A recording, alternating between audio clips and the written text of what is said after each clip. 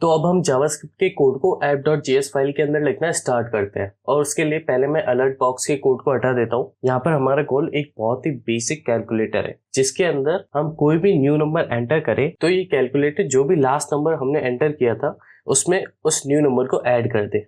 यानी कि एक कैलकुलेटर जिसमें हम हमेशा दो नंबर के साथ वर्क करेंगे और रिजल्ट में ओल्ड एंटर नंबर को न्यू नंबर में ऐड कर देंगे। तो ये बेसिक कैलकुलेटर हमारा गोल है। नाउ इसके लिए हमें कुछ इंपॉर्टेंट पीसेस चाहिए जो तुम्हें जावास्क्रिप्ट के लगभग हर एक प्रोग्राम में मिल जाएंगे। फॉर एग्जाम्पल वेरिएबल्स और कांस्टेंट। ये कोर फीचर्स हैं केवल जावास्क्रिप्ट के नहीं बल्कि ज्यादातर सभी प्रोग्रामिंग लैंग्वेजेस के।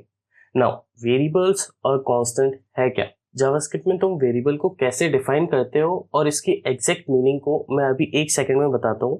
वेरिएबल को तुम एक डेटा कंटेनर या डेटा स्टोरेज बोल सकते हो फिलहाल के लिए। ज्यादातर प्रोग्राम्स जिनमें तुम कोड लिखोगे उनमें तुम डेटा के साथ ही वर्क करोगे और वो डेटा कुछ भी हो सकता है। फॉर एग्जाम्पल यूजर नेम हो गया जिसे यूजर एंटर करेगा और फिर तुम उसे यूज करोगे यूजर को लॉगिन करने के लिए। एक और एग्जाम्पल देखते हैं। कैलकुलेटर में हमें रिजल्ट शो करने के लिए दो वैल्यूज चाहिए, ओल्ड रिजल्ट और लेटेस्ट वैल्यू जिसे यूजर ने जस्ट एंटर किया है। तो हमें ये दो वेरिएबल्स चाहिए, एक ओल्ड वैल्यू के लिए और एक न्यू वैल्यू के लिए।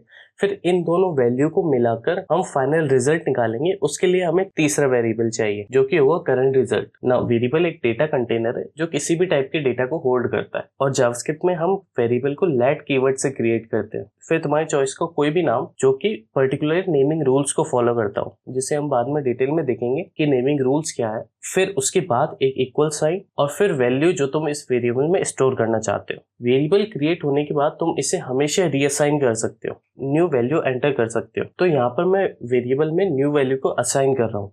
तुम्हें लेट कीवर्ड केवल तभी यूज करना है जब तुम वेरिएबल को फर्स्ट टाइम इनिशियलाइज करोगे और जब तुम उसमें न्यू वैल्यू को असाइन करते हो तो उस टाइम तुम्हें लेट कीवर्ड को रिपीट करने की जरूरत नहीं है। जावास्क्रिप्ट को केवल ये बताने के लिए ही लेट कीवर्ड की जरूरत पड़ती है कि यहाँ एक ब्रांड न्यू वेरिएबल है जिसकी इस प्रोग्राम में रिक्वायरमेंट है और अगर इसके बाद तुम्हें इस वेरिएबल की जरूरत पड़ती है न्यू वैल्यू को असाइन करने के लिए तो तुम्हें लेट कीवर्ड यूज करने की जरूरत नहीं है। तो वेरिएबल एक डेटा कंटेनर है जिसकी वैल्यू चेंज हो सकती है बट जरूरी नहीं है कि चेंज होगी ही। नाउ तुम्हारे पास एक और स्पेशल फॉर्म का वेरिएबल है जो है कांस्टेंट। फॉर एग्जांपल मान लो तुम्हारे पास टोटल नंबर ऑफ यूजर्स है तुम्हारी एप्लीकेशन के अंदर जो कि एक तरह से फिक्स्ड है, चेंज नहीं होगा। नाउ यहाँ पर तुम्हें वेरिएबल यूज करना है, वो भी डेटा कंटेनर ही होगा लेकिन इसमें तुम्हें लेट कीवर्ड के बजाय कॉन्स्ट कीवर्ड से वेरिएबल को क्रिएट करना है कि एक और कीवर्ड है जिसे जावास्क्रिप्ट अंडरस्टैंड और रिकॉग्नाइज करता है। नाउ कांस्टेंट की स्पेशल चीज ये है कि तुम इसमें एक बार वैल्यू को असाइन करने के बाद तुम वैल्यू को चेंज नहीं कर सकते और अगर तुम चेंज करने की कोशिश भी करते हो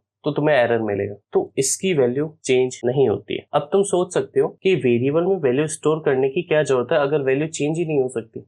तो इसका आंसर ये है कि समटाइम्स तुम्हारे कोड में कुछ वैल्यूज होती है जो कभी भी चेंज नहीं होती है लेकिन वो एप्लीकेशन में रिक्वायर्ड होती है और वैल्यू को तुम्हें डेटा कंटेनर में स्टोर करना होता है ताकि तुम इसे किसी central place for example file के बिगिनिंग में इनिशियलाइज करके प्रोग्राम में थ्रू आउट यूज कर सकते हो। कोड को राइट करते टाइम तुम हमेशा कांस्टेंट का रेफरेंस यूज करोगे और इसका बेनिफिट ये होगा कि अगर तुम्हें कांस्टेंट की वैल्यू चेंज करनी पड़ी तो तुम अलग अलग जगह चेंज करने के बजाय केवल एक ही जगह से ओल्ड वैल्यू को चेंज करके न्यू वैल्यू एंटर कर सकते हो और ये ज्यादा क्लियर तब होगा जब हम इसे डायरेक्टली कोड में यूज करेंगे। अभी के लिए तुम ये ध्यान रख सकते हो कि वेरिएबल क्रिएट करने के दो तरीके हैं, यूजिंग लेट और यूजिंग कॉन्स्ट। लेट से इनिशियलाइज्ड वेरिएबल की वैल्यू चेंज हो सकती है लेकिन कॉन्स्ट से इनिशियलाइज्ड वेरिएबल की वैल्यू चेंज नहीं हो सकती और इनका जनरल सिंटैक्स केवल इनका नाम है। टिपिकली ज्यादातर बार हम कांस्टेंट को यूज करेंगे जो सुनने में थोड़ा स्ट्रेंज लग सकता है क्योंकि हम इसे चेंज नहीं कर सकते और एग्जैक्टली इसीलिए जितना पॉसिबल होगा हम इसे यूज करेंगे।